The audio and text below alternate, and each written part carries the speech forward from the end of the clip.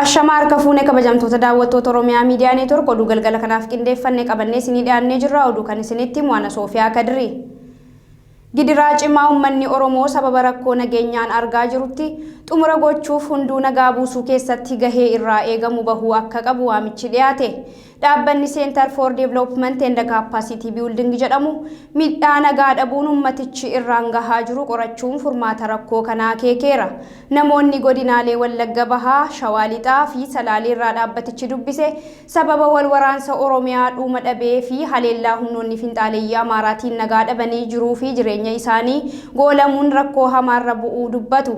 Qaamoleen garaagaraa dhaabbatichi furmaata rakkoo kana irratti mariisise gama isaaniin miidhama cimaa sababa nagaa dhabuun ummata mudataa jirutti xumura gochuuf hunduu nagaaf dursa kennee gara marii rakkoo furuutti akka cehu dhaaman. Yihun ingidaa dabalata qaba. Nagaan jireenya. Dhaabbanni Center for Development and Capacity Building jedhamu CDCB'n nagaan jireenya mata duree jedhuun dookumentarii qopheesse irratti rakkoolee sababa nagaa dhabuun godinaalee Wallagga Bahaa, Shawaa Lixaa fi Salaaleetti uummata mudataa jiran mul'ateera.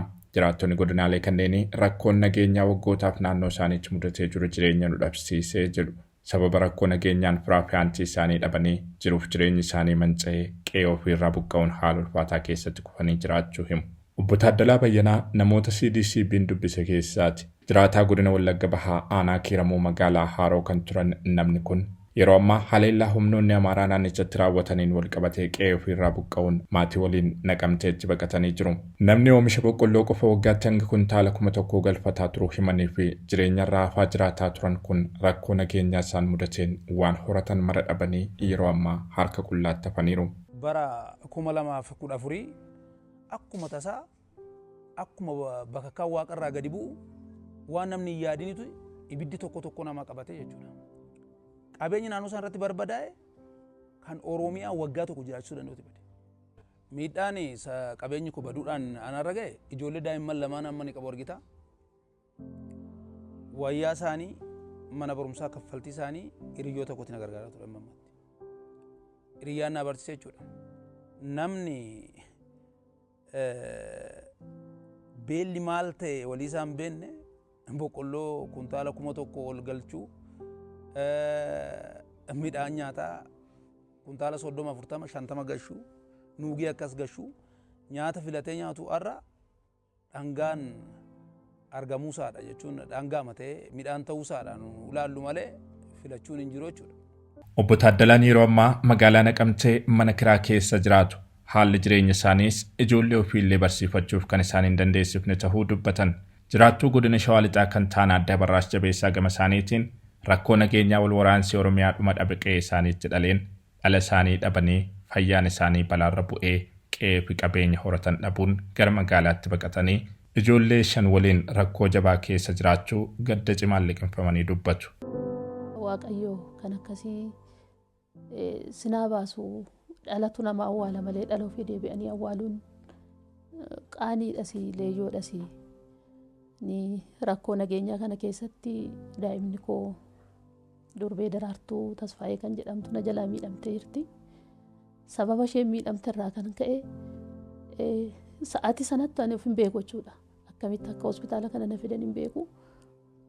Anuuf wallaaleen naannoo 7 lamaa booda kanan obbare. Hospitaala kana na fidanii asitti kenninii kan sammuu na ajajanii hanga har'aatti kenninii nyaachaan jiraachaa jira.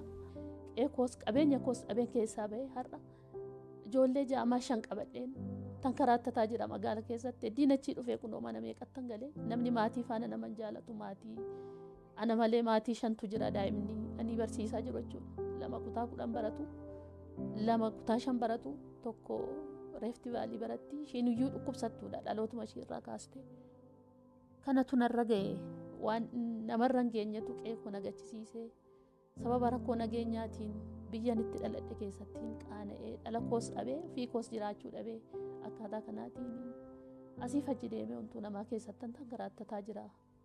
Sababa rakkoo nageenyaan daa'imman barnootaan ala ta'an isaan abdiin itti dukkanaa'ee fi dirree irratti hafanii haala ulfaataa simachuuf dirqaman danuu ta'uu mul'isa dookumentariin kun. Hawwiin hawaasichaa nagaan bu'ee qe'ee isaatti kabajamee jiraachuu akka ta'es namoonni yaada kennan himaniiru.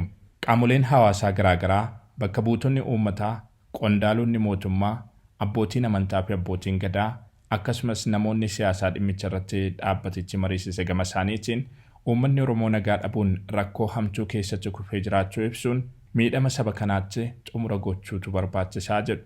Miidhama cimaa sababa nagaa dhabuun uummaticha mudataa jirutti xumura gochuuf ammoo hunduu nagaaf dursa kennee gara marii rakkoo furuutti akka ce'u gaafatanii jiru.